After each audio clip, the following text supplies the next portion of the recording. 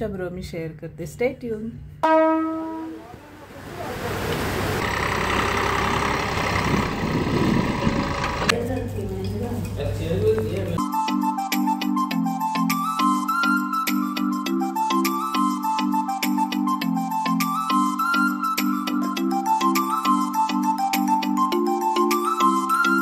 Hello, good morning. कसे आहात तुम्ही सगळे? आणि मॉर्निंग छान छान आहे. थोडासा पाऊस येऊन गेलाय आणि सगळ्यात महत्त्वाचं म्हणजे मंडे असून मी फ्रेश फील करते, जे की नॉर्मली मंडेला तेवढं फ्रेश नाही वाटत ऑफिसला जाताना. इट्स ओके, पण आपला टाईम झालेला आहे ट्रेनचा. सो चला तर मग आजचा दिवस तुमच्याबरोबर मी शेअर करते. Stay tune.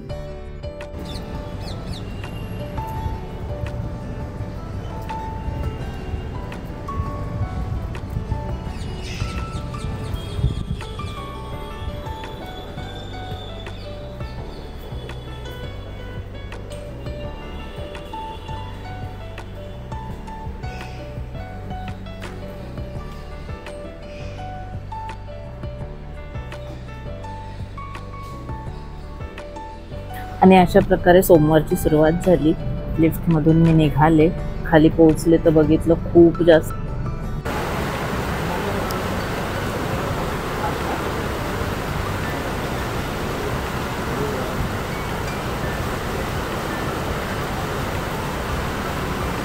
पाऊस येत होता. त्यामुळे बाईकवर मी काहीच शूट नाही केलं, छत्री घेऊन बसले. स्टेशनला पोहोचल्यावर मात्र मी परत एकदा ब्लॉग स्टार्ट केला.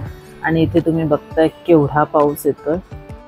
तरीही मी रोजचीच ट्रेन पकडली, जी डायरेक्ट मला सोडते माझ्या डेस्टिनेशनला. तिथे पोहोचल्यानंतर परत एकदा खूप मुसळधार पाऊस होता. मला वाटलं इकडे पाऊस आहे, पण तिकडे उतरल्यावर तरी पाऊस नसेल, पण तसं नव्हतं. आवाज मी तुम्हाला याच्यासाठी ऐकवलं की तुम्हाला अंदाज येईल की केवढा जोरात पाऊस येत होता. त्यामुळे खरं तर खूप भारी वाटत होतं. बरेच दिवस पाऊस पडत नव्हता. मला तर मनापासून वाटत होतं की भरपूर पाऊस यावा, कारण ह्या वर्षीच्या पावसाळ्यात मी असा पाऊस एन्जॉय केला नव्हता. भले ऑफिस असेल काही असेल तरी पाऊस तर आलाच पाहिजे. आणि मग आज अशा प्रकारे पावसातून मी पोहोचले.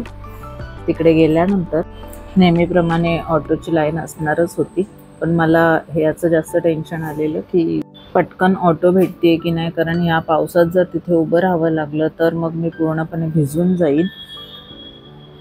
पण तसं नाही झालं. आज मला पटकन ऑटो भेटली, कारण माझी फ्रेंड आधीच पोहोचली होती. तिने ऑटोच्या लाईनमध्ये लाईन लावली होती, कारण का मग तिथे उभं राहिलं तर पूर्ण भिजून जावं लागेल. आणि एवढं भिजून ऑफिसला पोहोचल्यानंतर AC मध्ये खतरनाक थंडी लागते. आज खरंच सकाळपासून एवढा पाऊस झाला होता की लिटरली रस्त्यावरती पाणीसुद्धा साठलं होतं.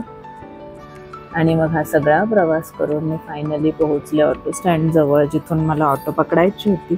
आणि ऑटो आधीच थांबवलेली होती, त्यामुळे निघाले. मुझे विधि दिख गई, बट तू हमको भी आना चाहिए था लेके. तू बैठ, तू तो कभी मेरी साइड से बोलेगी नहीं.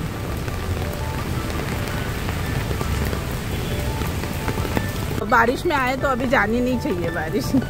ये देख.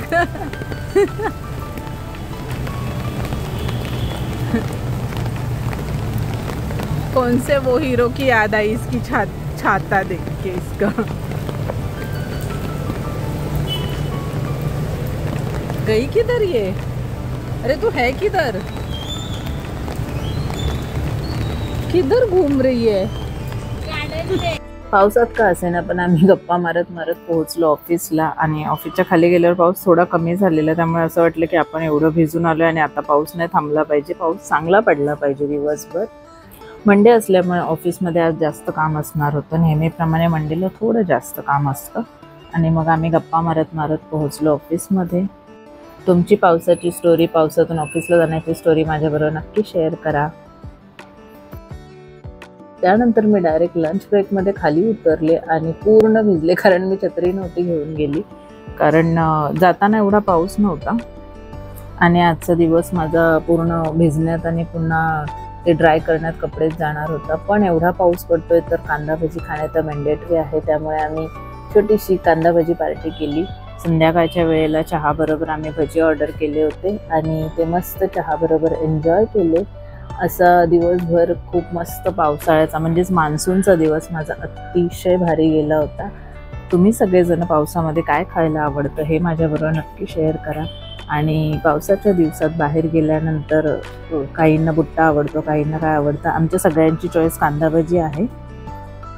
असं दिवसभराचं ऑफिसचं रुटीन आणि काम सगळं संपवून मी निघाले होते घरी. जाताना लिफ्ट थांबवली होती आणि मग फायनली घरी जायला निघालो आम्ही. सकाळी जेवढा मुसळधार पाऊस होता, रात्री काहीच पाऊस नव्हता. माझ्याबरोबर नेहमी असंच होतं, सकाळी खूप जास्त पाऊस असतो आणि रात्री पाऊसच नसतो. हे सगळं ट्रॅव्हल करून मी पोहोचले घरी आणि घरी गेल्यानंतरचा ब्लॉग मी नेक्स्ट ब्लॉगमध्ये तुमच्याबरोबर नक्की शेअर करेन. त्याच्या पुढचा हा जो तुम्हाला व्हिडिओ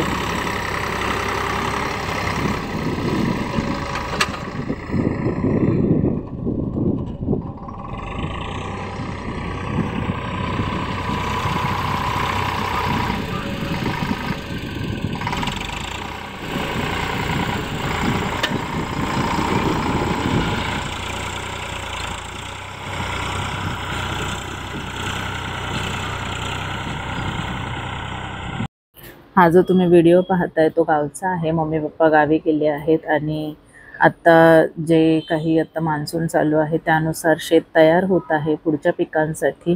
त्याचा हा व्हिडिओ आहे, मम्मीने पाठवला होता. आणि शेतातली जी विहीर आहे ती पाण्याने तुडुंब भरलेली. हे सगळं आपण मुंबईत राहून एन्जॉय नाही करू शकत, पण मम्मी हे आमच्याबरोबर शेअर करत असते की गावच्या विहिरीत किती पाणी आहे.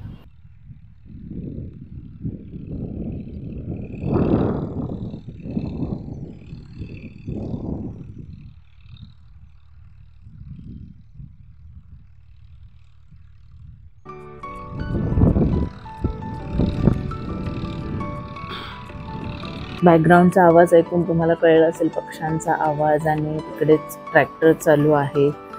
खूप सारे पक्ष्यांनी खूप सारे त्यांची घरं बनवली होती, जे विहिरीच्या बाजूबाजूलाच असतात नेहमी. आय थिंक ते पाण्याची सोय करून बनवत असतील, त्याच्या पाठीमागचं लॉजिक मला नाही माहीत. पण गावचं वातावरण खूपच भारी असतं ह्या दिवसांमध्ये.